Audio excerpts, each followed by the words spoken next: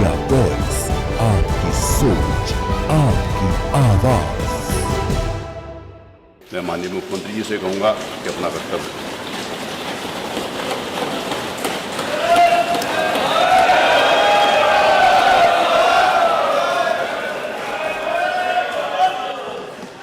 अध्यक्ष जी,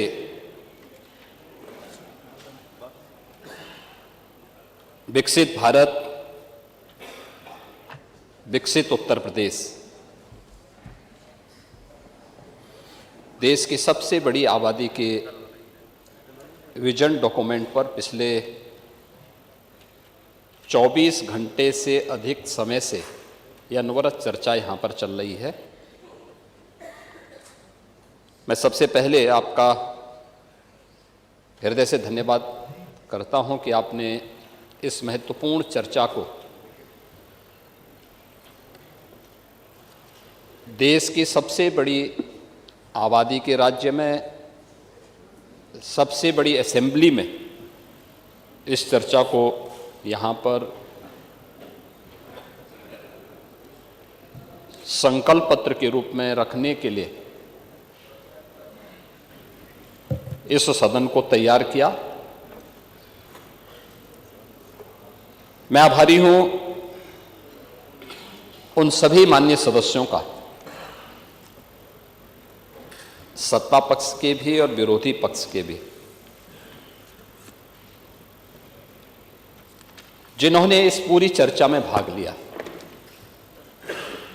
लगभग 187 माननीय सदस्यों ने नेता विरोधी दल समेत सभी माननीय सदस्यों का मैं हृदय से धन्यवाद करता हूं कि उन्होंने बहुत रुचिपूर्ण तरीके से इस पूरी चर्चा की गंभीरता के साथ साथ इसे रोचक भी बनाया और सचमुच लोकतंत्र का मंच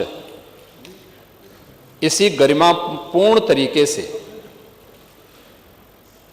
लोकतंत्र को इसी प्रकार से पुष्ट करता हुआ आगे बढ़ेगा जो पिछले 24 घंटे के अंदर हम लोग यहाँ पर सदन में और पूरा प्रदेश और पूरा देश यहाँ पर उठे हुए मुद्दों की ओर बड़े ध्यान से देख रहा है और सुन रहा है। हो सकता है अपनी अपनी दृष्टि और अपने अपने दृष्टिकोण की बात होती है, लेकिन 187 माननीय सदस्यों का, और मैं मानता हूं कि ज्यादातर माननीय सदस्य इस पूरी चर्चा में अपने अभिभाषण को और अपने विजन को रखना चाहते थे, लेकिन समय की सीमित संभावनाओं को, और चूंकि चर्चा को हमें आगे बढ़ाना था, अभी हमें इससे संबंधित जो व्यापक रणनीति आगे बनानी है और समाज से जुड़े हुए सभी स्टेक होल्डर्स के पास हम जाएंगे, उन सब से चर्चा परिचर्चा करने के बाद एक विस्तृत चर्चा के लिए और अलग अलग सेक्टर वाइज जिन मुद्दों पर आज हम चर्चा करने जा रहे हैं, इसको लेकर के फिर हम लोग फिर सदन में आना चाहेंगे कि वास्तव में ये कल्पना से परे है कि सदस्य रुचि लें और इस महत्वपूर्ण चर्चा में भाग लें, लेकिन ये उन लोगों की आंखों को खोलने वाला है जो विधायिका पर और सदस्यों के आचरण पर उंगली उठाते हैं कि नहीं, प्रदेश के लिए या देश के लिए जब भी आवश्यकता पड़ेगी हम सभी अपना योगदान देंगे। इस चर्चा ने पिछले 24 घंटे के अंदर ये साबित किया है, इसलिए मैं भाग लेने वाले और इसमें श्रोता के रूप में भी बने हुए सभी मान्य सदस्यों का और विशेष रूप से नेता विरोधी दल का हृदय से धन्यवाद करता हूं। महोदय, उत्तर प्रदेश की जब हम बात करते हैं तो उत्तर प्रदेश केवल देश की एक सबसे बड़ी आबादी का राज्य ही नहीं है, यह भारत की आध्यात्मिक और सांस्कृतिक विरासत का प्रतिनिधित्व करने वाली देश की एक प्रकार की ऊर्जा का केंद्र बिंदु भी है।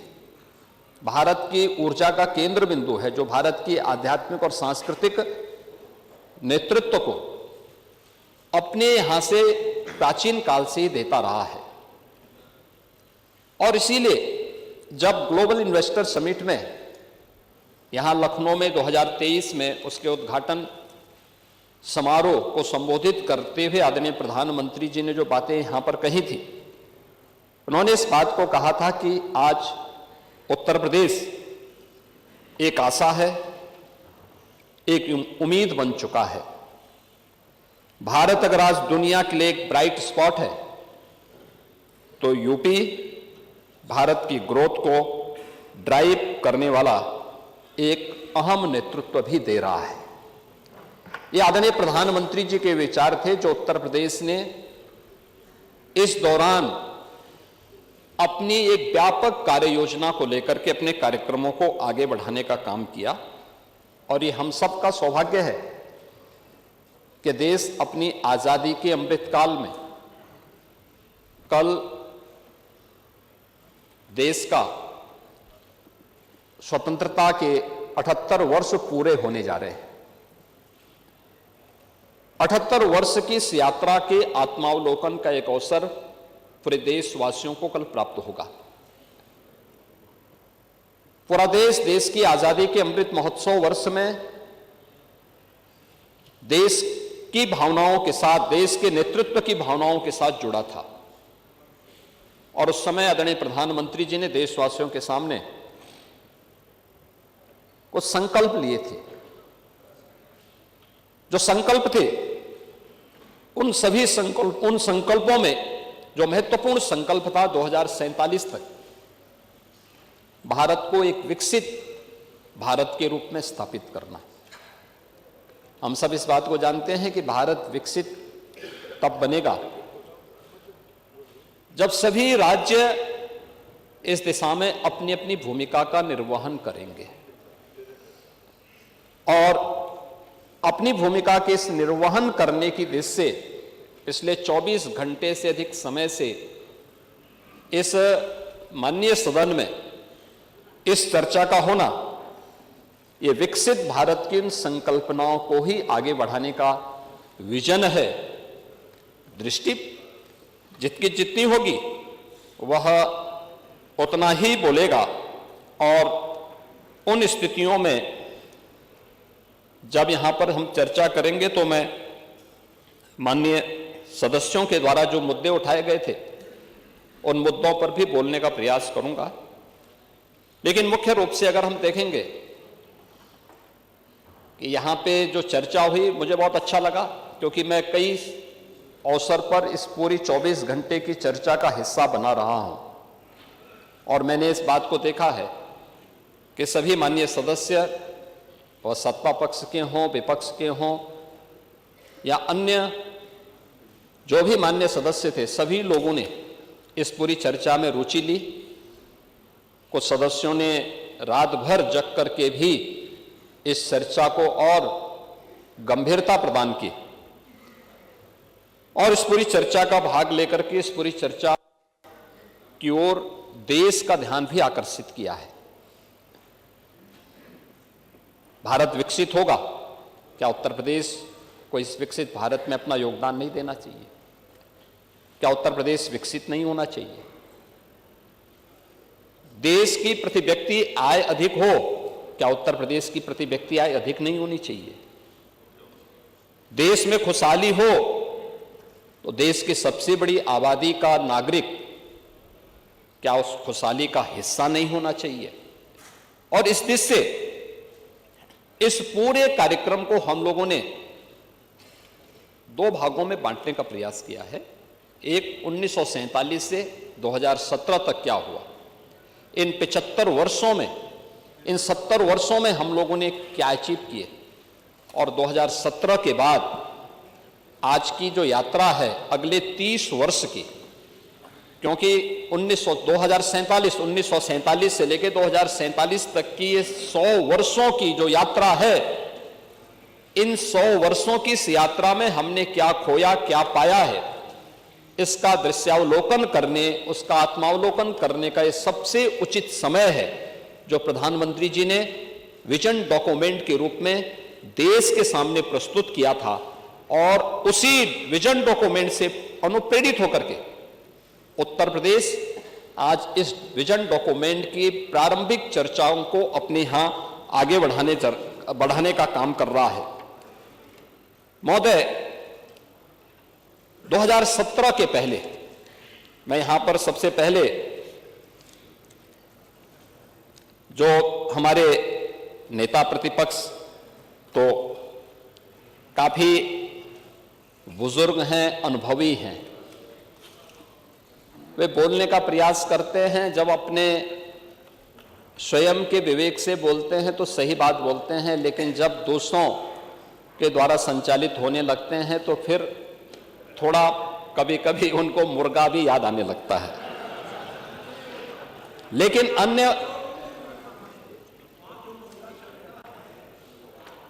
और जो भी खाते होंगे, लेकिन आपको अच्छा लगता है, मुझे बहुत अच्छा लगा कि आप कम से कम इसको स्वीकार करते हैं। नहीं, खाने पीने पे प्रतिबंध नहीं है, कोई दिक्कत नहीं।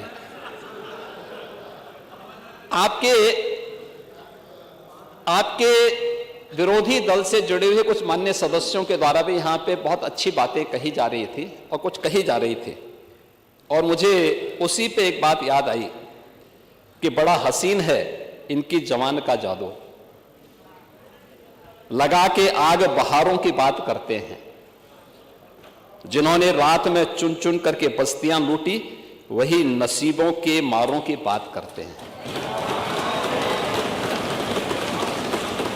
मैं बात सुन रहा था, आपके सभी मान्य सदस्यों की बात कर रहा था मैं, और मुझे लगा कि खन्ना जी संभवतः ना बोलें क्योंकि वे भी रात भर जगे हैं, तो मैं ही इसका जवाब आपको दे दूं।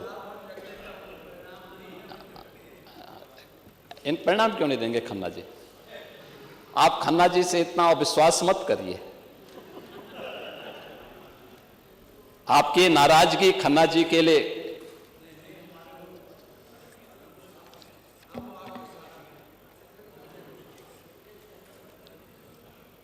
महोदय, इस पूरे विजन डॉक्यूमेंट पर जब हम चर्चा कर रहे थे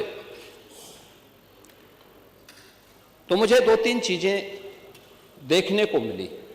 मैं अभी स्वागत करूंगा आप सबके प्रस्तावों का, और होना भी चाहिए। हर विधानसभा क्षेत्र में विकास होना चाहिए, हर जगह योजनाओं का लाभ मिलना चाहिए, बिना भेदभाव के गरीब कल्याणकारी योजनाओं का लाभ मिले,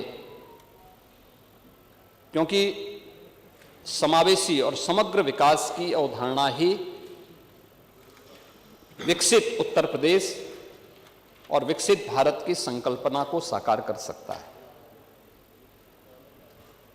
लेकिन मैं उस विजन को देख रहा था जो विकास की कम, सत्ता की ज्यादा बात कर रहा था,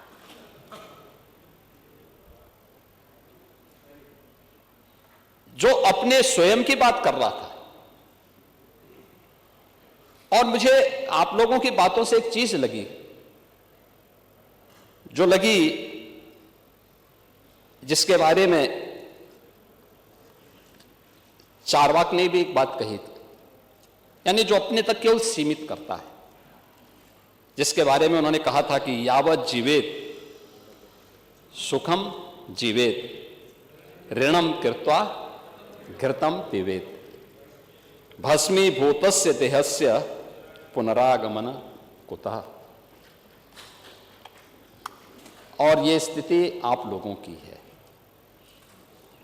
यानी केवल अपने तक सीमित करना। आपका परिवार डेवलपमेंट अथॉरिटी भी उसी का नमूना है। यही है, ये परिवार डेवलपमेंट अथॉरिटी की ये भावना ही इस पर आधारित है, जिसके बारे में स्वामी विवेकानंद ने कहा था कोप मंडूप होना। उन्होंने अपनी कथाओं में, अपने प्रवचन में एक बात को कहते थे कि एक कुएं में एक मेढक था,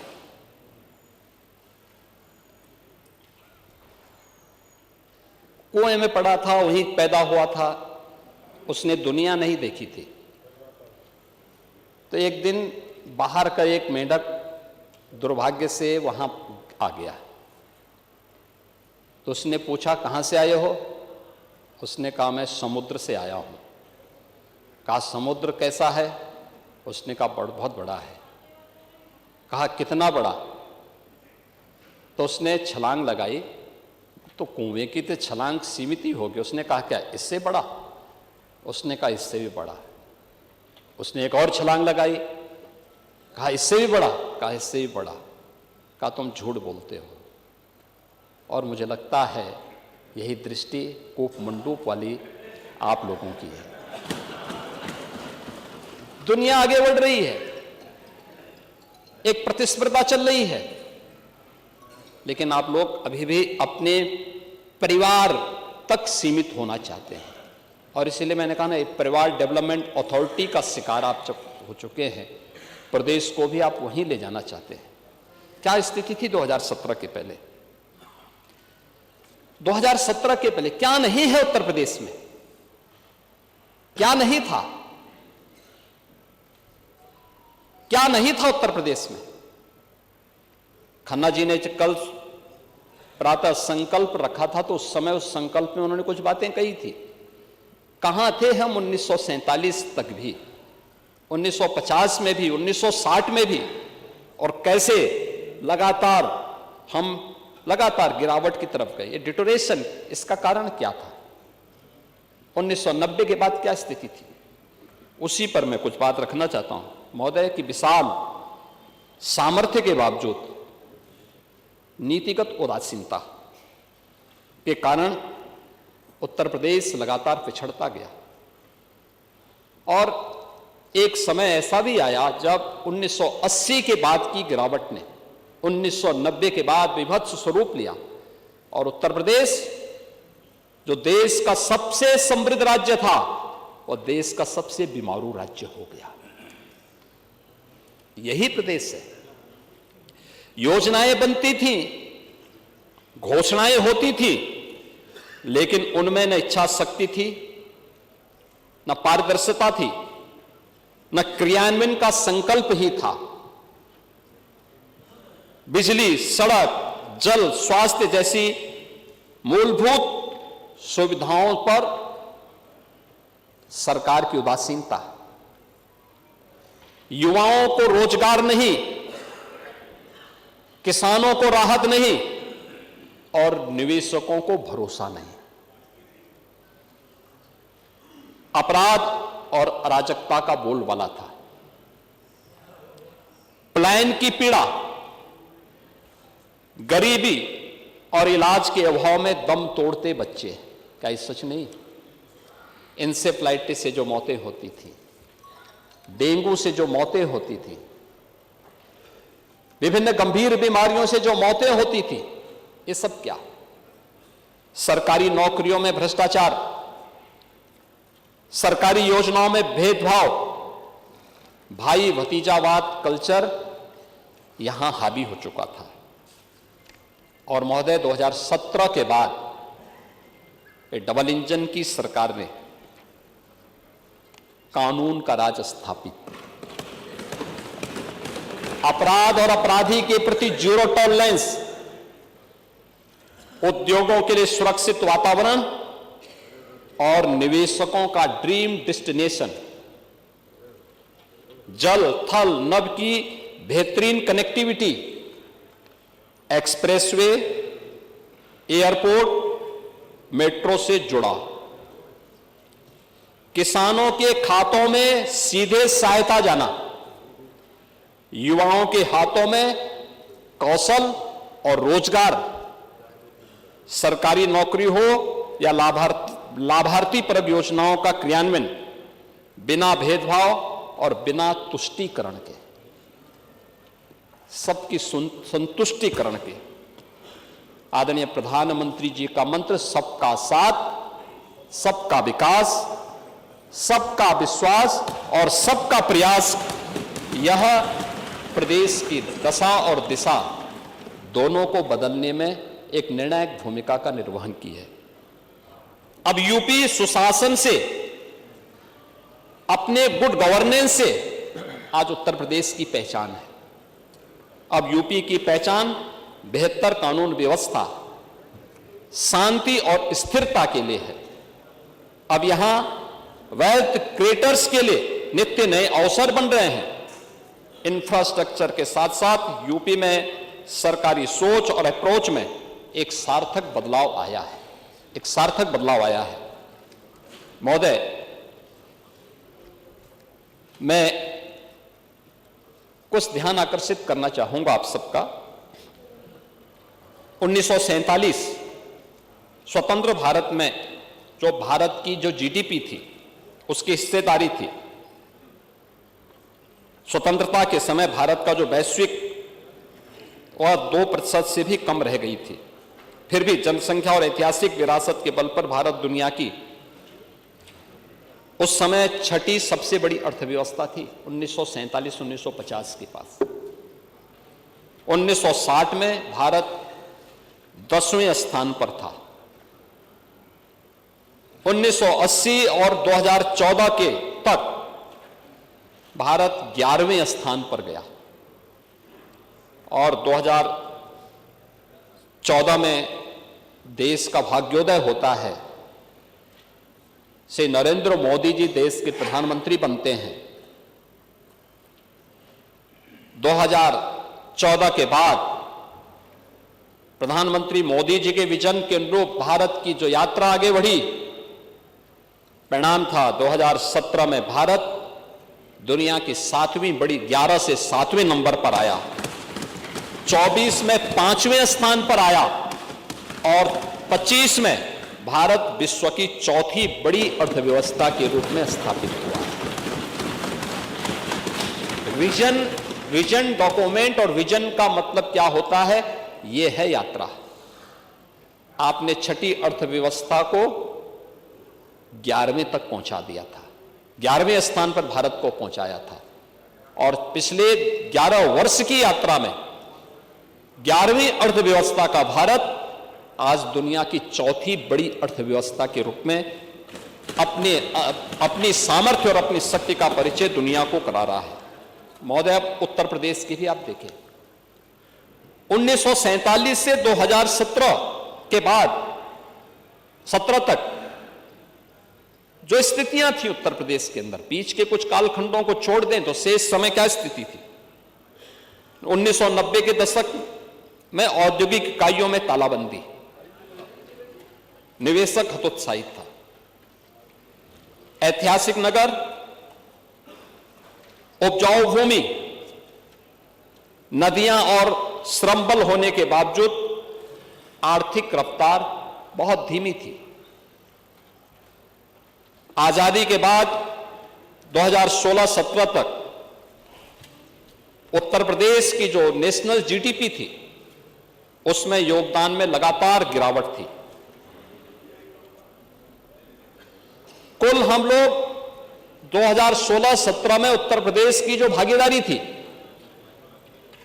जो 1960 में 14% से अधिक थी, 1950 से 60 के दशक में यह 14% से घट करके 8% रह गई थी 2016-17 में। कहां ले जा रहे थे आप? 8% रह गई थी हमारी, यानी यूपी का योगदान, यूपी देश की 16% आबादी उत्तर प्रदेश में निवास करती है, लेकिन नेशनल जीडीपी में हमारी हिस्सेदारी केवल 8% रह गई थी। और महोदय, मुझे आज ये स्थिति थी, आजादी के समय प्रति व्यक्ति आय जो राष्ट्रीय औसत के बराबर थी, जो प्रति व्यक्ति आय राष्ट्रीय औसत के बराबर थी, 17 में यह नेशनल एवरेज का 1/3 रह गई थी, 1/3 रह गई थी। निर्यात सब कुछ होने के बाद भी केवल 84,000 करोड़ का निवेश, केवल निर्यात हम यूपी से कर पाते थे। प्रदेश का बजट केंद्रीय करों पर निर्भर हो गया था, 56% केंद्रीय करों पर निर्भरता थी और नीति आयोग के फिस्कल हेल्थ इंडेक्स में उत्तर प्रदेश की गिनती पिछड़े राज्यों में हो गई थी। 17 से 25 के बीच इन 8 वर्षों में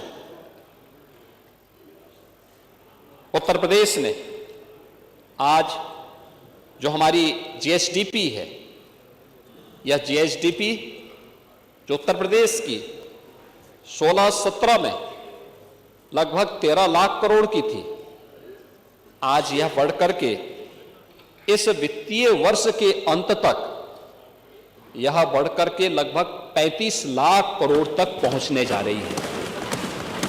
कोई तुलना है? 1947 से लेकर के 2017 तक केवल 13 लाख करोड़ की, और 2017 से लेकर के 25-26 तक हम इसे 35 लाख करोड़ तक पहुंचा रहे हैं। उत्तर प्रदेश का जीडीपी में योगदान जो केवल 8% रह गया था, 50 के दशक में जो 14% था, 2016-17 में रहकर केवल 8% रह गया था, आज इसे हम 9.5% तक पहुंचाने में फिर सफल हुए हैं।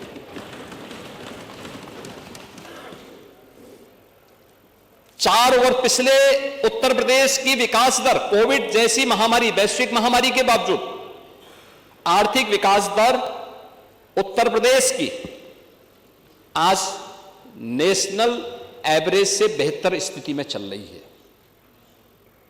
15.9% की विकास दर के साथ उत्तर प्रदेश आगे चल रहा है। प्रति व्यक्ति आय 43,000 करोड़ रुपए से बढ़कर के इस वित्तीय वर्ष में 1,20,000 करोड़ तक ये पहुंच चुकी है। और मेरा यह मानना है कि उत्तर प्रदेश में संभावना है, आज हम इसको आगे बढ़ाएंगे। आज नेशनल जो पर कैपिटा इनकम है जो वह 2 लाख करोड़ की है, उत्तर प्रदेश 1,20,000 तक पहुंच चुका है।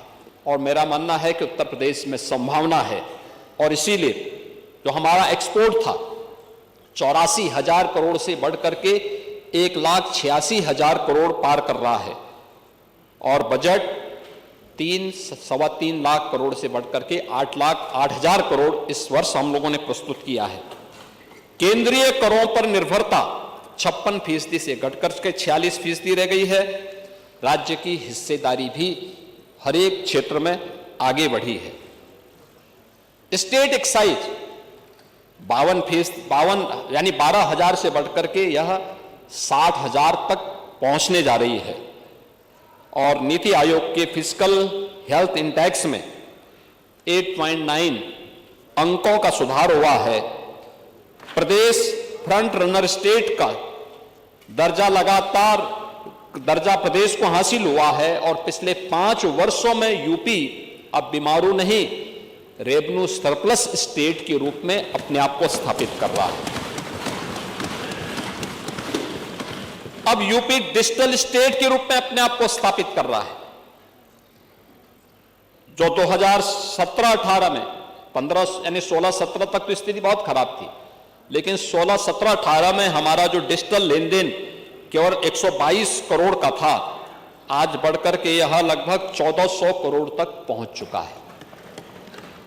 महोदय, जो अलग अलग सेक्टर में काम हुए हैं, अलग अलग सेक्टर में जो काम किए हैं, कृषि और संबद्ध क्षेत्रों में यहां चर्चा कर रहे थे, कृषि की नेता विरोधी दल भी कर रहे थे, हमारे जनसत्ता पार्टी के नेता श्री रघुराज प्रताप सिंह जी भी कर रहे थे, अन्य मान्य सदस्यों ने भी इसकी बात कही थी।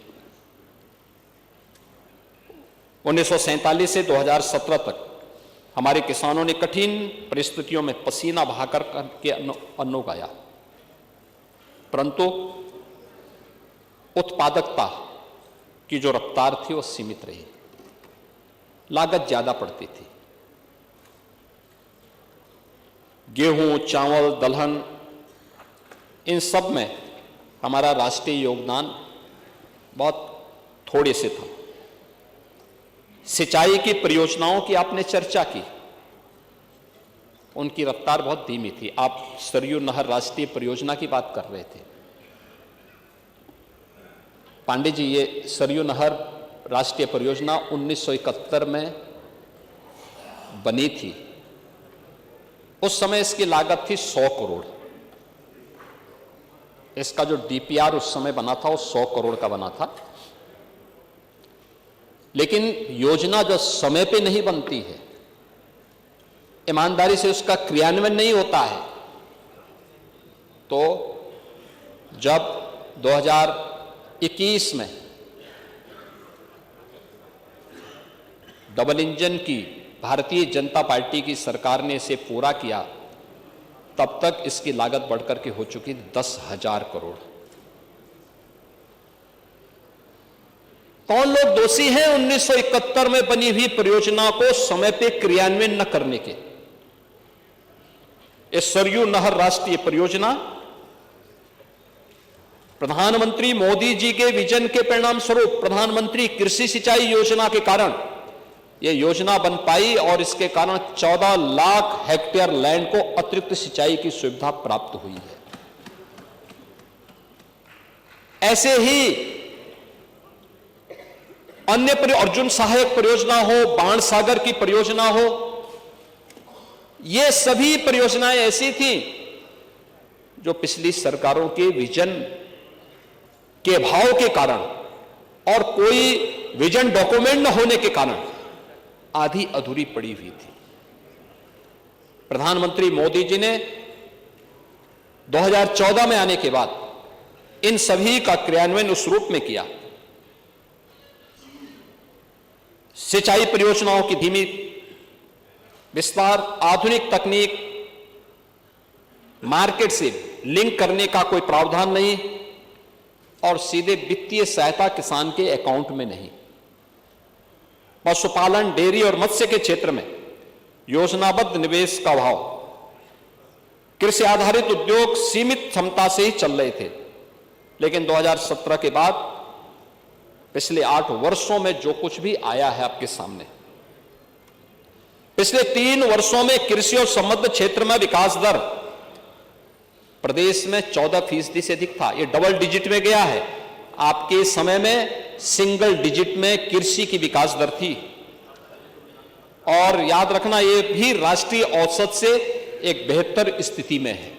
उत्तर प्रदेश जैसे राज्य में संभावना है, क्योंकि उत्तर प्रदेश देश के अंदर सर्वाधिक सिंचित भूमि किसी के पास है तो वह उत्तर प्रदेश के पास है।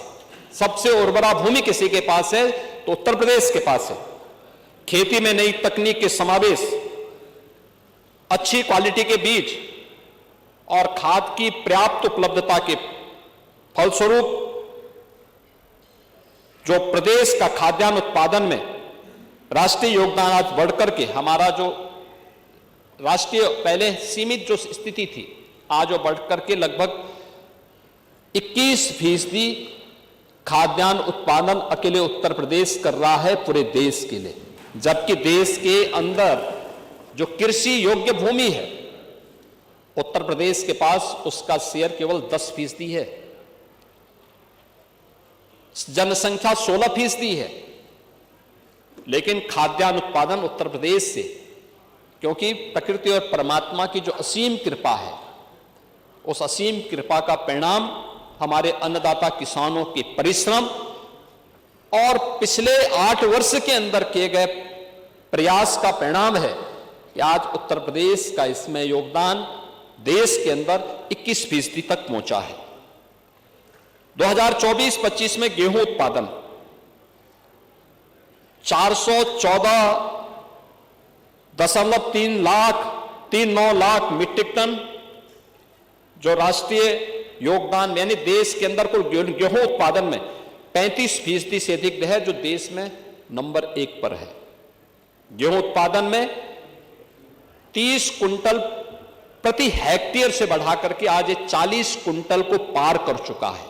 कुछ प्रगतिशील किसानों ने 48 और 50 कुंटल पर हेक्टेयर भी पैदा किया है, लेकिन एवरेज 40 कुंटल प्रति हेक्टेयर आया है। चावल उत्पादन 219 लाख मीट्रिक टन, राष्ट्रीय जो देश के अंदर यूपी का योगदान है वह लगभग 14.7%, ये देश में अग्रणी है। गेहूं और चावल का राष्ट्रीय योगदान जो क्रमशः प्रदेश में हमारा जो था वो 30% से बढ़कर के 35% गेहूं में और चावल में 12% से बढ़कर के लगभग 14.7% तक उत्तर प्रदेश का योगदान बढ़ा है। उत्तर प्रदेश में 2016-17 से 2024-25 के बीच प्रमुख फसलों में जी औसत उत्पादन का जो वृद्धि दर है वो 42.8% है, जबकि इससे पहले 16-17 के पहले यह जो योगदान था ये मात्र 8.7% ही था। अब दलहन और तिलहन को आप देखें, दलहन और तिलहन में भी उत्तर प्रदेश ने तेजी के साथ अपने अन्नदाता किसानों के जीवन में परिवर्तन लाने का काम किया। तिलहन उत्पादन 29.2 लाख मीट्रिक टन, आज यह लगभग 7% तक यूपी पहुंचा है राष्ट्रीय योगदान में, लेकिन 16-17 तक यह था मात्र 3.3% का योगदान था। तिलहन उत्पादन में 8 वर्षों में 46.6% की वृद्धि हुई है। दलहन उत्पादन में उत्तर प्रदेश ने 35.6 लाख मीट्रिक टन राष्ट्रीय योगदान जो इसमें का उत्पादन किया, जिसमें राष्ट्रीय योगदान 14.1%। 2016-17 की तुलना में अगर आप देखें तो 2016-17 तक ये केवल 9.1% था, तो 9.1% से बढ़कर के हम आज 14.1% तक पहुंचे हैं। और दलहन उत्पादन में भी उत्तर प्रदेश ने 8 वर्षों में 46% की वृद्धि की है।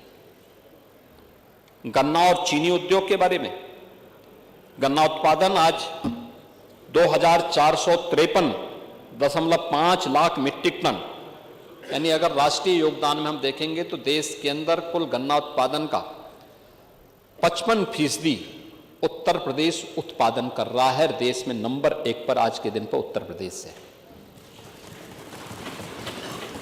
हमारे सदस्य पंकज मलिक कह रहे थे कि 14 दिन में गन्ना मूल्य का भुगतान, 120 चीनी मिलें चल रही हैं, 120 में से 105 चीनी मिलें ऐसी हैं जो 14 नहीं अब 1 सप्ताह के अंदर गन्ना मूल्य का भुगतान कर रही हैं। 15 चीनी मिलें हैं जिनका भुगतान लेट है और सरकार ने उनके खिलाफ भी FIR लॉन्च करके उनको सुनिश्चित किया है कि जो गन्ना समय पे भुगतान नहीं करेगा उसके गन्ना क्षेत्र में उतनी ही कटौती करके भुगतान करने वालों को गन्ना हम उपलब्ध करवाएंगे। महोदय, अब तक 17 से अब तक उत्तर प्रदेश के गन्ना किसानों के पास 2,86,000 करोड़ रुपए का गन्ना मूल्य का भुगतान DBT के माध्यम से किया गया है। अगर मैं इसको 2000 से 2017 के बीच की तुलना करूं, यानी 1996 से 2017 के बीच की बात तुलना करूं, तो उससे यह 72,000 करोड़ रुपए से अधिक भुगतान किया गया है गन्ना किसानों को। केवल 8 वर्ष में, 22 वर्ष में जितना गन्ना मूल्य का भुगतान आप किए हैं उससे 72,000 करोड़ रुपए का अधिक गन्ना मूल्य केवल 8 वर्ष में उत्तर प्रदेश के अंदर हुई है। 3 नई चीनी मिलों की स्थापना हुई है, 6 पुनः संचालित हुई हैं, 38 की क्षमता विस्तार हुआ है और इसके माध्यम से 1,25,000 से अधिक युवाओं को रोजगार भी उपलब्ध हुआ है। इथेनॉल उत्पादन 2016-17 में केवल 42 करोड़ लीटर था, आज यह बढ़कर के 177 करोड़ लीटर हुआ है, जो देश में नंबर 1 पर है। औद्यानिक फसलें भी जो किसानों की आमदनी को कई गुना बढ़ाता है। आलू उत्पादन में आज उत्तर प्रदेश 40.7% का शेयर उत्तर प्रदेश का है। केला उत्पादन में 18.8% का योगदान उत्तर प्रदेश का है। सब्जी उत्पादन में 19.3% का योगदान उत्तर प्रदेश का है और अन्य औद्यानिक फसलें में 16.3% का है। और कृषि विविधीकरण में भी विभिन्न फसलों के साथ सब्जी, फल और सब्जी की खेती करने में देश में भी आज उत्तर प्रदेश नंबर 1 पर है। और उत्तर प्रदेश राज्य औद्यानिक निर्यात प्रोत्साहन बोर्ड का गठन भी हमने यहाँ से खाद्यान्न को निर्यात करने के लिए प्रदेश देश के अंदर एक व्यवस्था बनाई है। अगर मैं इस बात की चर्चा करूं कि कैसे उत्तर प्रदेश के अंदर एमएसपी की आपने चर्चा की, नेता ने एमएसपी की चर्चा की थी। एमएसपी क्या होता है? 2016 तक आपने किसानों के आंखों में धूल झोंकने का काम किया था। उनके खाद्यान्न उत्पादन को बिचौलियों के माध्यम से आपने खरीदने का काम किया था। कोई प्रोक्योरमेंट सेंटर नहीं लगते थे, ये बिचौलियों के माध्यम से खरीद फरोख्त होती थी। आज डीबीटी के माध्यम से किसानों पर सीधे किया जा रहा है और किसान के खाते में कितना पैसा गया है 2016, 17-18 से 24-25 तक, अगर मैं बताऊं आपको 70 लाख से अधिक किसानों को, जिनमें धान क्रय के लिए 457.09 लाख मीट्रिक टन का धान क्रय किया गया और इसके माध्यम से हमने अन्नदाता किसानों के खाते में 88,951 करोड़ रुपए का भुगतान डीबीटी के माध्यम से सीधे किसानों के खाते में किया है। गेहूं खरीद में 51 लाख से अधिक किसानों के खाते में जिसमें उनसे खरीदा गया 204.26 लाख मीट्रिक टन गेहूं खरीदा गया और 35,935.46 करोड़ रुपए गन्ना ये धनराशि डीबीटी के माध्यम से उनके खाते में दिया गया। मक्का खरीद में 2018-19 में से 2024-25 तक 31,133 किसानों से 1.38 लाख मीट्रिक टन मक्का खरीद की गई और जिसके माध्यम से 262.56 करोड़ से अधिक का भुगतान उनके खातों में किया गया। बाजरा खरीद में 94,465 किसानों से 4.78 लाख मीट्रिक टन बाजरा की खरीद हुई और 458.47 करोड़ रुपए से अधिक का भुगतान उनके खाते में किया गया। ऐसे ज्वार खरीद, दलहन, तिलहन, इन सभी का भी हम लोगों ने किया और दुग्ध उत्पादन के साथ ही उनके नस्ल सुधार के लिए भी जो ठोस प्रयास किए गए हैं। प्रदेश के अंदर मत्स्य उत्पादन में आप डॉक्टर संजय निषाद से पता नहीं क्यों इतने चिढ़ रहे थे।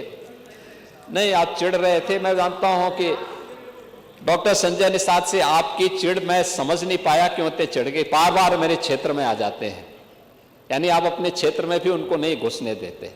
लेकिन मैं उनसे कहूंगा कि एक बार वो अपनी दावत में आपको जरूर आमंत्रित करें, क्योंकि देखिए उत्तर प्रदेश एक लैंडलॉक्ड स्टेट है और लैंडलॉक्ड स्टेट के कारण उत्तर प्रदेश में मत्स्य उत्पादन में देश में आज राष्ट्रीय पुरस्कार प्राप्त किया है।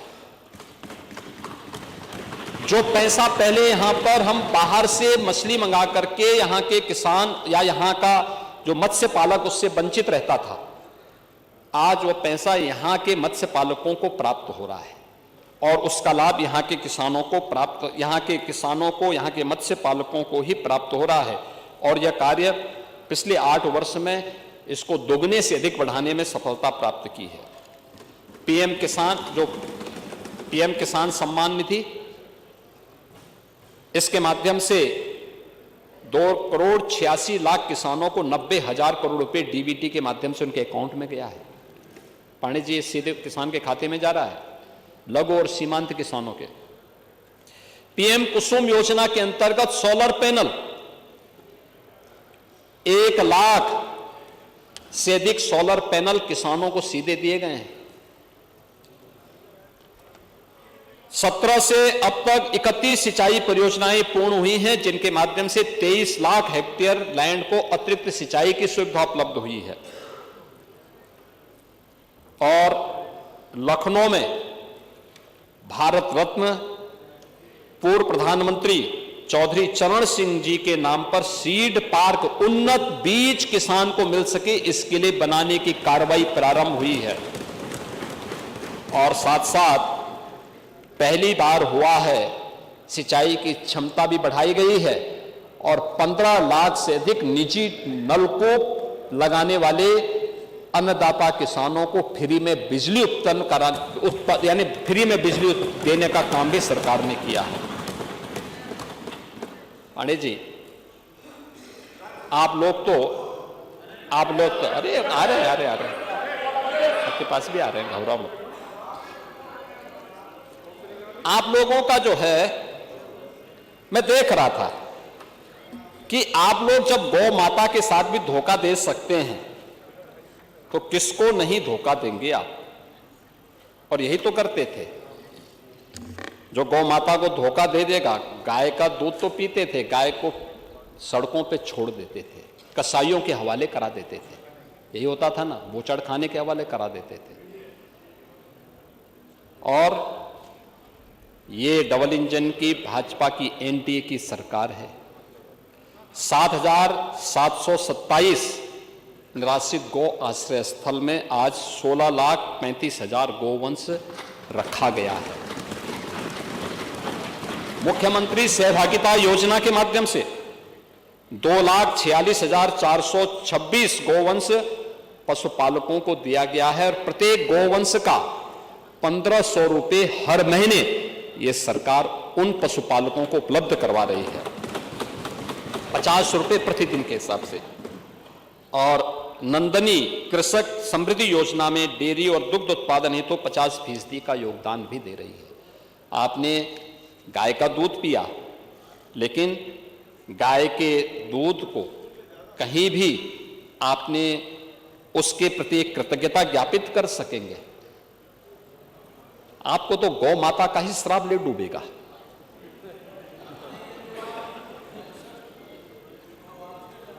हाँ, आज चिंता मत करिए पांडे जी, मैं शिक्षा में भी आ रहा हूं, चिंता मत करिए, मैं वो भी बात बता रहा हूं।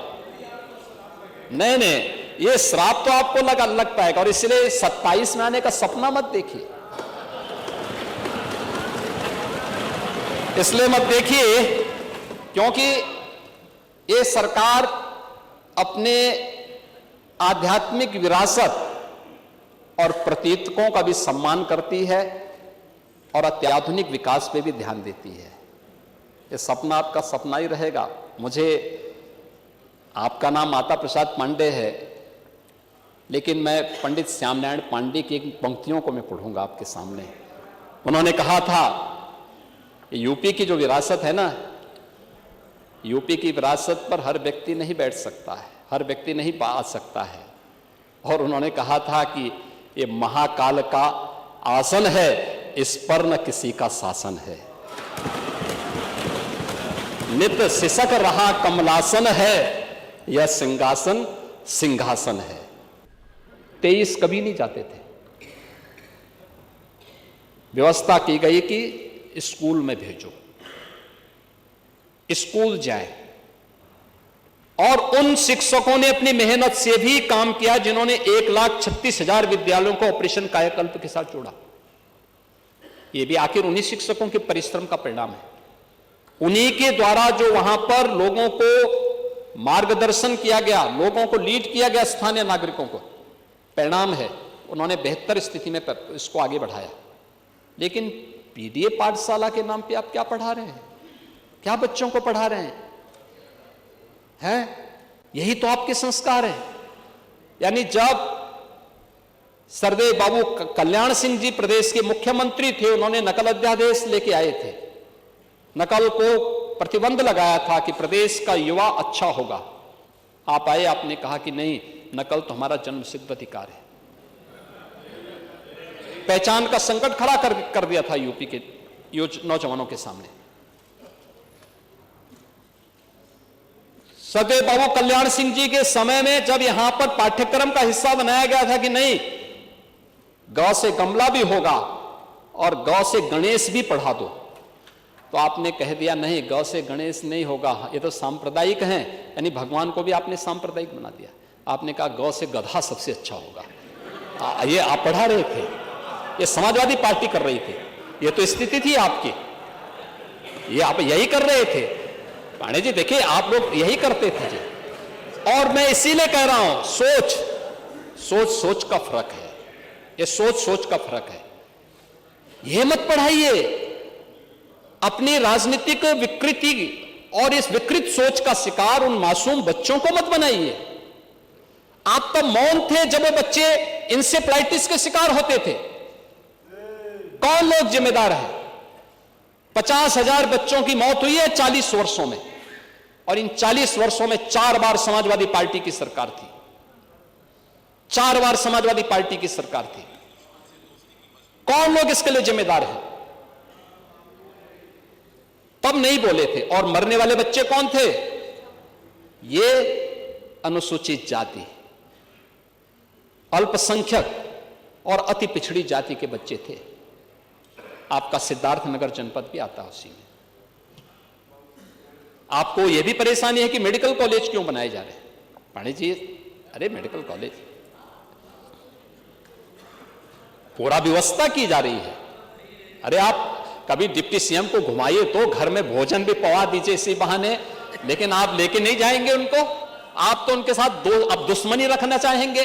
दुश्मनी मत रखिए, इस उम्र में दुश्मनी नहीं करनी चाहिए। आपको उपचार की आवश्यकता पड़ेगी, वही काम आएंगे।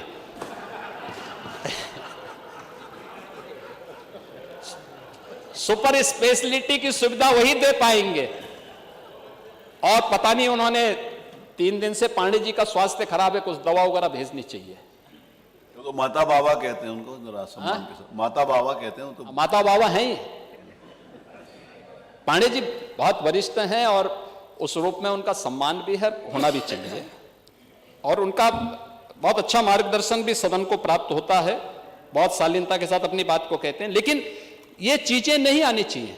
और हम इस बात को कहना चाहेंगे, ये स्कूल जिनको जो पेयरिंग का पार्ट बन रही है, इन्हें पेयरिंग का पार्ट बनाने के साथ ही जो बस्तियां हैं उनको प्री प्राइमरी के रूप में, प्री प्राइमरी, इसमें बाल वाटिका चलेगी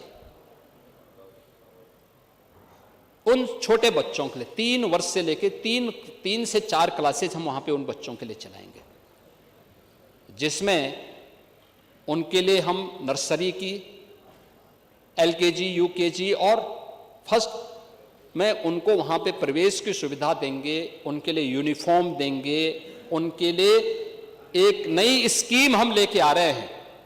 वह स्कीम ये है कि ये सभी बच्चे, हम लोगों ने जब इस पर काम प्रारंभ किया, आपको तो फुर्सत थी नहीं, आप लोगों की सरकार थी, आप लोगों को फुर्सत थी भी नहीं, ना आपका विजन था, क्योंकि आप लोगों के ज्यादातर के बच्चे विदेशों में पढ़ते हैं और कुछ लोग उससे ऊपर उठ चुके हैं। इसलिए उसमें आप लोगों की सोच नहीं थी, करना भी नहीं चाहते थे, विजन भी नहीं था, क्योंकि स्वयं तक सीमित थे। आपका जो परिवार डेवलपमेंट अथॉरिटी थी ना, वो आपको अपने स्वयं के परिवार से बाहर नहीं सोचने देती है। मैं खाऊं, मैं पीऊं, लेकिन बाकी लोग भूखों रहें, इसमें आपको मजा आता था। लेकिन हमारी सरकार ये करने जा रही है। हम लोगों ने जब पूरी रिपोर्ट ली, तमाम अन्य संस्थाओं के साथ मिलकर के रिपोर्ट ली, तो पता लगा कि प्रदेश के अंदर एक उम्र से नीचे के बहुत सारे बच्चे ऐसे हैं जिनमें खून की कमी है, जिनमें तमाम अन्य पोषक तत्वों की कमी है, वे कुपोषण के शिकार हैं। हम इन सभी बच्चों को उस बाल वाटिका और प्री प्राइमरी स्कूल में ले जाकर के स्पेशल CM पोषण मिशन उनके लिए लागू करना चाहते हैं, जिससे वे सभी बच्चे प्रदेश भर के उससे आच्छादित हो सकें। ये CM पोषण मिशन, ये उन सभी बच्चों को आच्छादन करने का एक प्रयास है। इसके लिए 100 करोड़ रुपए की एक स्पेशल पैकेज हम लोगों ने व्यवस्था कर दी है, और इसको हम प्रदेश भर के उन सभी आंगनवाड़ी केंद्रों में, बाल वाटिकाओं में, प्री प्राइमरी स्कूल में लागू करना चाहते हैं, जिसमें उन बच्चों को यह सुविधा उपलब्ध हो सके। और इसका दोहरा लाभ होने वाला है। आपके समय में शराब माफिया तय करते थे पोषण कैसा जाना चाहिए, हमने उसको बंद करवाया। अब प्रदेश के अंदर इस व्यवस्था का संचालन या तो समूह की दीदियां कर रही हैं। महिला स्वयंसेवी समूह कर रही हैं, या नेफेड से हम भारत सरकार की संस्था से उसकी रेसिपी तैयार करवाते हैं। और क्वालिटी कंट्रोल करने के लिए भी हमने आर्मी से जुड़े हुए, उनके फूड सिक्योरिटी से जुड़े हुए उन सभी चीज़ों को क्वालिटी कंट्रोल के लिए भी हम लोगों ने इसके साथ जोड़ा हुआ है। लेकिन इन सभी के साथ जब हम करेंगे तो अब इन बच्चों को जो भी हम उनके पोषण के लिए जो प्रोडक्ट उपलब्ध करवाएंगे वह उत्तर प्रदेश के ही अन्नदाता किसानों के द्वारा पैदा किया गया प्रोडक्ट होगा, यहां के मिलेट होगी, यहीं के किसानों के पास यहां का यह पैसा जाने वाला है। और इससे उत्तर प्रदेश का जो बच्चा होगा, जो शिशु होगा, वह पुष्ट होगा, मजबूत होगा। और आपकी पीड़ा तो यह है कि अगर वो पुष्ट और मजबूत हो गया तो आप शोषण नहीं कर पाएंगे फिर। तो इसलिए मैं आपकी इस पीड़ा को समझ सकता हूं। स्कूल चलो अभियान हो या ड्रॉप आउट रेट में व्यापक परिवर्तन करके 40 लाख बच्चों को अतिरिक्त स्कूलों तक पहुंचाने का कार्य, और आरटीई के तहत 22,000 से बढ़ा करके इस संख्या को 4,30,000 तक पहुंचाने का काम, ये सभी उत्तर प्रदेश के अंदर हुआ है।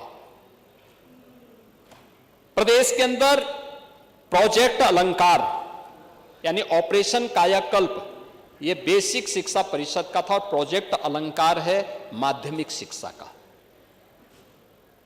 हम लोगों ने तय किया कि 75 वर्ष पुराना कोई भी इंटर कॉलेज जो गवर्नमेंट के द्वारा संचालित है या निजी प्रबंधन के द्वारा संचालित है, गवर्नमेंट का है तो उसको पूरी तरह सरकार बनाएगी, निजी प्रबंधन का है और वह 75 वर्ष पुराना है, गवर्नमेंट एडेड है, तो उस पर सरकार 75% पैसा सरकार देगी, 25% पैसा प्रबंधन तय करेगा। जिन प्रबंधन के पास पैसा नहीं, उनको यह भी सुविधा दी गई कि वे एमपी एमएलए से भी उनके लेट का पैसा भी ले सकते हैं या सीएसआर से पैसा ले सकते हैं। ये सभी व्यवस्था दी गई और आज उसके तहत विद्यालयों के पुनरुद्धार हो रहे हैं, नए विद्यालय बन रहे हैं, नए भवन बन रहे हैं। इसके साथ ही प्रदेश के अंदर प्रोजेक्ट अलंकार के अंतर्गत पुस्तकालय, प्रयोगशालाएं और मल्टीपर्पज हॉल, पेयजल की व्यवस्था, टॉयलेट, ये सभी व्यवस्थाएं उसे आच्छादित करने का काम हो रहा है। 75 वर्ष पुराने, 50 साल पुराने, 30 वर्ष पुराने सभी विद्यालय इसमें आच्छादित हो रहे हैं। ये पैसे भी उपलब्ध करवाए गए। टाटा टेक्नोलॉजीज के साथ मिलकर के 150 राजकीय आईटीआई को न्यू एज टेक्नोलॉजीज के साथ जोड़ा गया, आर्टिफिशियल इंटेलिजेंस के साथ जोड़ा गया, रोबोटिक टेक्नोलॉजी के साथ जोड़ा गया, स्पेस टेक्नोलॉजी के साथ जोड़ा गया है। ये सभी ड्रोन टेक्नोलॉजीज के साथ जोड़ने का कार्य हुआ है और अभी 62 अतिरिक्त आईटीआई को भी हम लोग उसके साथ जोड़ रहे हैं। 400 सरकारी और 3000 निजी आईटीआई को हब एंड स्पोक मॉडल पर हम आगे बना रहे हैं। जहां पे हमारी न्यू टेक्नोलॉजी आ चुकी है, वहां पर उस आईटीआई के साथ निजी आईटीआई उस जिले के अंदर अगर जितने हैं उनके साथ अलग अलग बांट करके उन छात्रों को भी सुविधा प्राप्त हो, ये सुविधा हम उसके साथ जोड़ रहे हैं और ये भी काम हुए हैं। 71 नए राजकीय कॉलेज प्रदेश के अंदर बने। कल हमारे उच्च शिक्षा मंत्री उपाध्याय जी भी यहां भी बता रहे थे।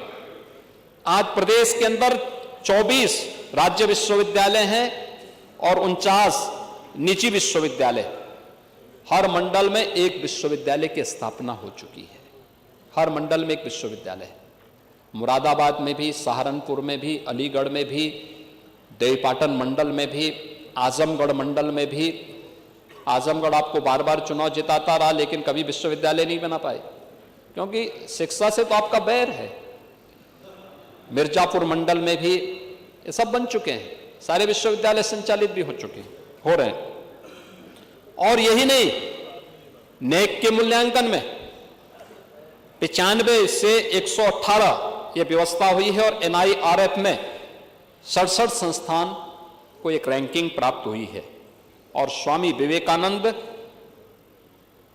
डिजिटल सक्षम स्कीम के अंतर्गत प्रदेश ने अब तक 50 लाख युवाओं को टैबलेट और स्मार्टफोन भी वितरण करने का काम किया है।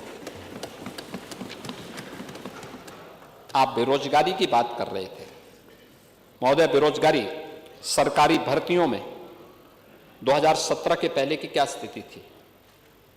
अनियमितता थी, पक्षपात था और पारदर्शिता की कमी थी। श्रम बल में महिलाओं की नाममात्र की भागीदारी थी। औद्योगिक इकाइयों में कार्य करने पर प्रतिबंध था, यानी महिलाएं औद्योगिक इकाइयों में काम नहीं करेंगी। स्वरोजगार, स्टार्टअप और एमएसएमई इकोसिस्टम का भी अभाव था। और 17 से 25 के बीच जो विभिन्न आयोग और भर्ती बोर्ड हैं, इनके माध्यम से हम लोगों ने 8.5 लाख भर्तियां अब तक संपन्न की हैं। और मैं तो चाहूंगा इस पूरे सदन से मैं कहूंगा, उस पक्ष वालों से भी इस पक्ष वालों से, दोनों से मैं कहूंगा, अभी हाल ही में हम लोगों ने 60,200 पुलिस कार्मिकों की भर्ती की है। हर जनपद से, हर विधानसभा क्षेत्र से युवा हैं, हर जनपद, हर विधानसभा क्षेत्र से। याद करिए 2017 के पहले उत्तर प्रदेश में ट्रेनिंग की क्षमता कितनी थी? 3,000। आज हम 60,000 ट्रेनिंग एक साथ करवा रहे हैं प्रदेश में, एक साथ। ये क्षमता विकसित की गई है। ये है नए यूपी की क्षमता। 3,000 से बढ़कर के 60,000 ट्रेनिंग एक साथ हो रही है। पहले इंफ्रास्ट्रक्चर, पुलिस का इंफ्रास्ट्रक्चर क्या था? टूटे हुए बैरक। आज किसी भी सिटी में आप जाएंगे, जो हाई राइज बिल्डिंग होगी वह यूपी पुलिस की आवासीय सुविधा की होगी, यूपी पुलिस के जवानों की का भवन होगा। आज यूपी के अंदर जो सबसे चैलेंजिंग सेक्टर है हमारे सामने, वो साइबर क्राइम का है। Cyber crime. पहले एक थाना था गौतम बुद्ध नगर में, फिर लखनऊ में दूसरा खुला। आज सभी 75 जनपदों में एक एक थाना सक्रिय हो चुका है। अब एक साइबर मुख्यालय बनाने की कार्रवाई हम प्रदेश के अंदर तैयार कर रहे हैं, जहां के माध्यम से साइबर अपराध को पूरी तरह रोकने में प्रदेश सरकार कार्य करेगी। और 1547 जितने भी थाने प्रदेश में हैं, इन सभी थानों में एक साइबर हेल्प डेस्क की स्थापना भी प्रदेश सरकार कर चुकी है। प्रदेश के अंदर महिला श्रम बल, यानी जो 8.5 लाख भर्तियां हुई, इनमें 1,75,000 केवल महिलाएं हैं।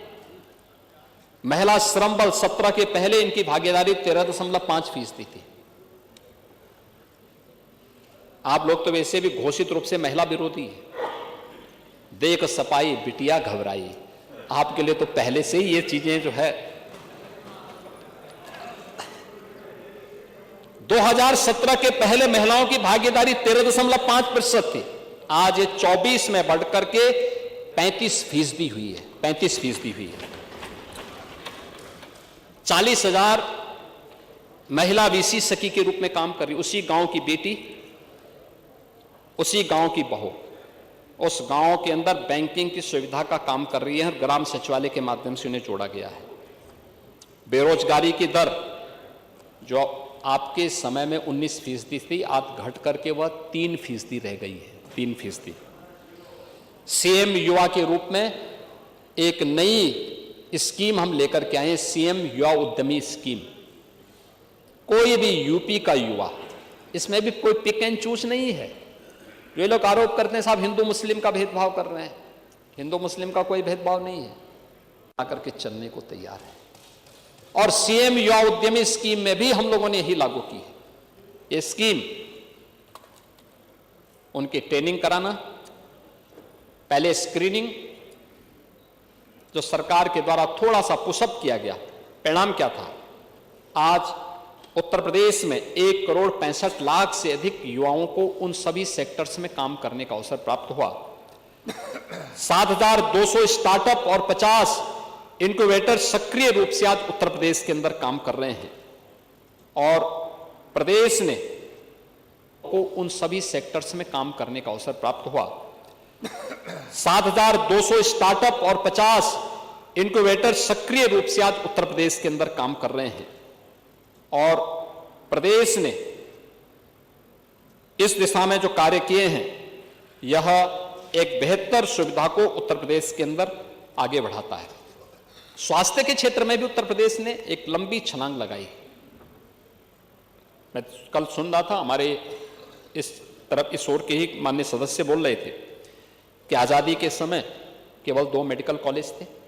1947 से लेकर के 2017 तक पहुंचते पहुंचते इनकी संख्या 40 हुई, यानी 70 वर्ष लगे इन्हें 40 होने में, और 8 वर्ष में 40 नए मेडिकल कॉलेज बने हैं।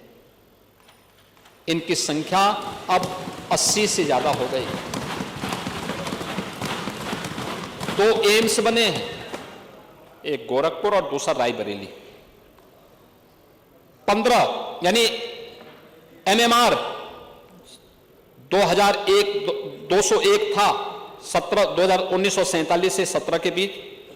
संस्थागत प्रसव यह 67.8% था, और टीकाकरण का जो राष्ट्रीय औसत से भी ये 17.58% कम था।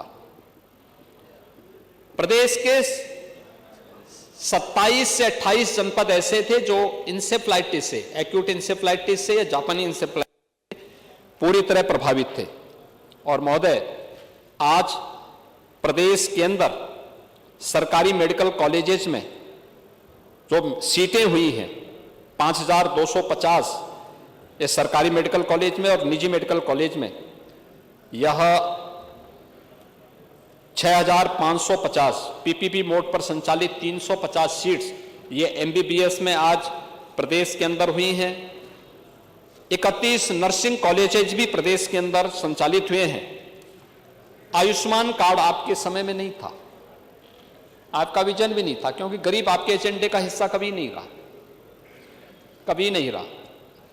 वंचित, दलित, गरीब ये कभी आपके, किसान, महिलाएं आपके एजेंडे के हिस्से कभी नहीं थे।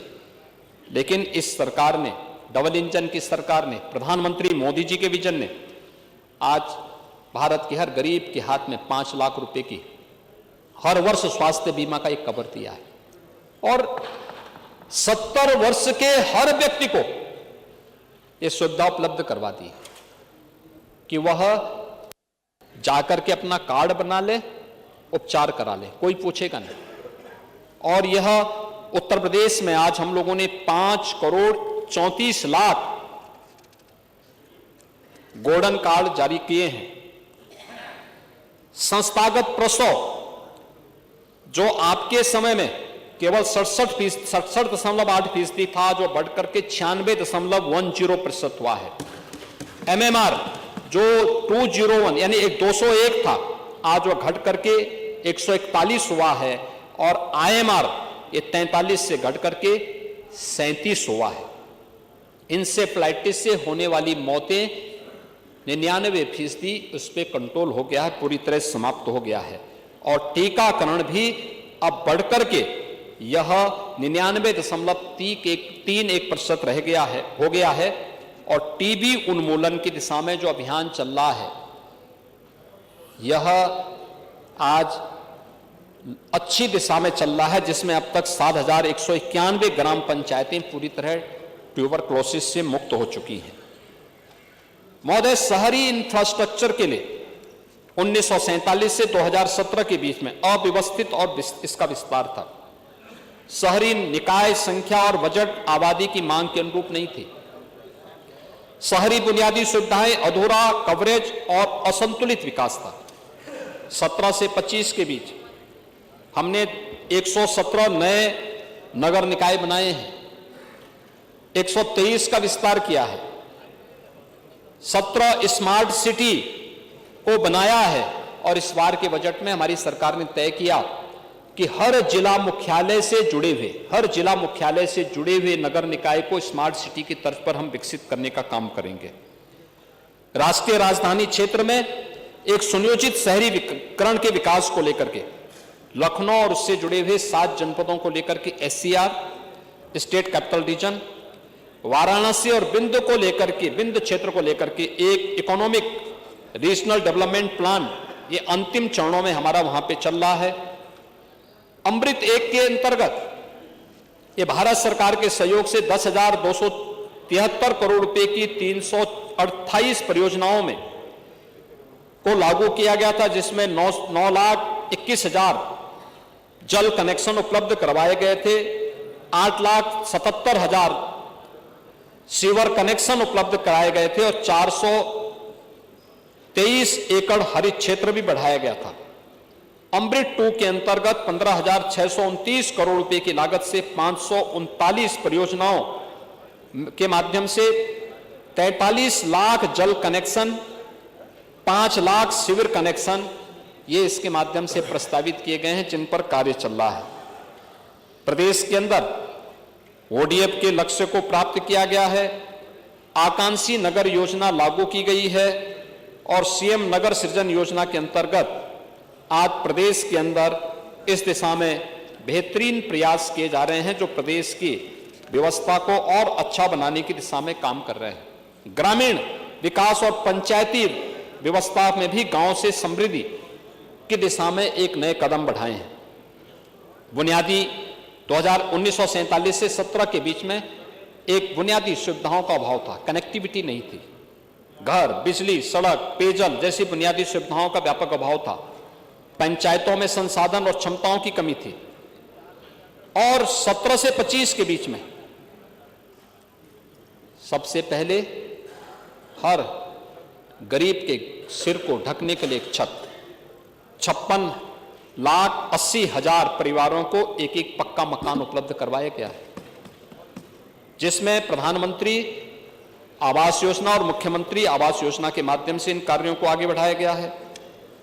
मनरेगा के अंतर्गत 235 करोड़ मानव दिवस का सृजन किया गया है और प्रदेश के अंदर महिलाओं की भागीदारी इन सभी योजनाओं में 42% भी की गई है।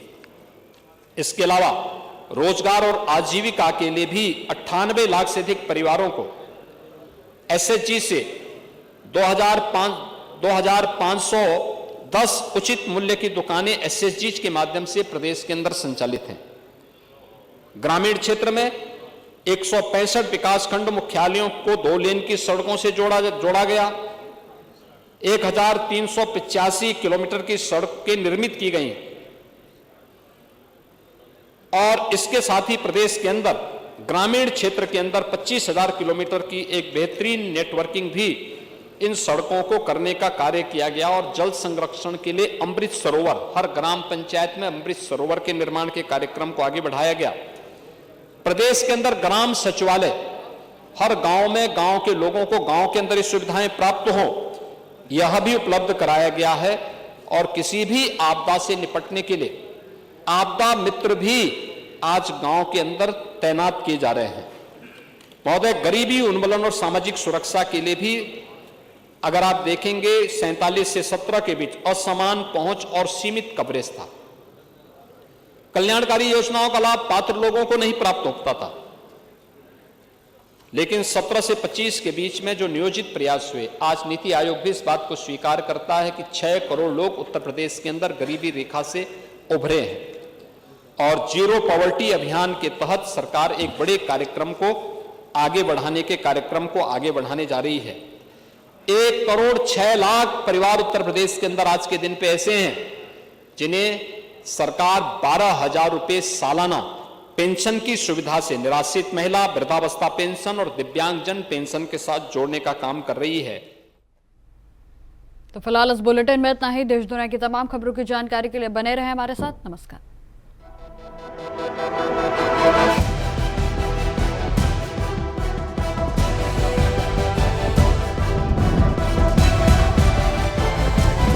इंडिया वॉइस, आपकी सोच, आपकी आवाज।